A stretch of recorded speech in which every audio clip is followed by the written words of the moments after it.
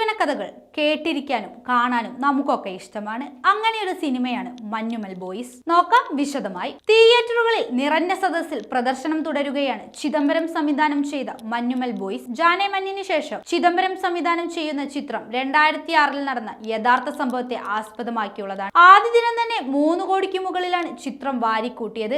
എറണാകുളത്തെ മഞ്ഞുമലിൽ നിന്ന് കൊടൈക്കനാലിലേക്ക് യാത്ര പോകുന്ന ഒരു കൂട്ടം യുവാക്കളുടെ കഥയാണ് മഞ്ഞുമൽ ബോയ്സ്. സൗബിൻ ഷാഹിർ, ശ്രീനാഥ് ബാസി, ബാലു വർഗീസ്, ജീൻ പോൾ ലാൽ, ഗണപതി, ചന്തു സലീം കുമാർ എന്നിവരാണ് ചിത്രത്തിലെ പ്രധാന താരങ്ങൾ.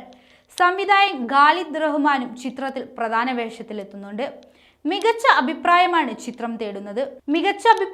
ചിത്രം നേടുന്നത്. തമിഴ്നാട്ടിൽ 2ാം ദിനം മുതൽ കൂടുതൽ സ്ക്രീനിൽ ചിത്രം റിലീസ് ചെയ്തിട്ടുണ്ട്. മലയാള സിനിമയിൽ പലരും സിനിമ കണ്ട് മികച്ച അഭിപ്രായമാണ് പങ്കുവച്ചത്. നടൻ ജയസൂര്യയും സംവിധായകൻ ഷാജി കൈലാസും ചിത്രത്തെ പ്രശംസിച്ചുകൊണ്ട് സോഷ്യൽ മീഡിയയിൽ പങ്കുവച്ച കുറിപ്പുകൾ ശ്രദ്ധ നേടിയിരുന്നു. ഇപ്പോഴിതാ തമിഴ് നടനും തമിഴ്നാട് കായിക മന്ത്രിയുമായ ഉദയനിധി സ്റ്റാലിൻ ചിത്രത്തെ പ്രശംസിച്ചുകൊണ്ട് രംഗത്തെത്തിയിരിക്കുകയാണ്. തൻ്റെ എക്സ് പേജിലാണ് ഉദയനിധി സ്റ്റാലിൻ സിനിമയെ പ്രശംസിച്ചുകൊണ്ട് പോസ്റ്റ് പങ്കുവച്ചിരിക്കുന്നത്. മഞ്ഞുമൽ ബോയ്സ് കണ്ടു, ഗംഭീരം, മിസ് ചെയ്യരുത്. സിനിമയുടെ മുഴുവൻ ടീമിനും അഭിനന്ദനങ്ങൾ, ഉദയനിധി സ്റ്റാലിൻ പറഞ്ഞു.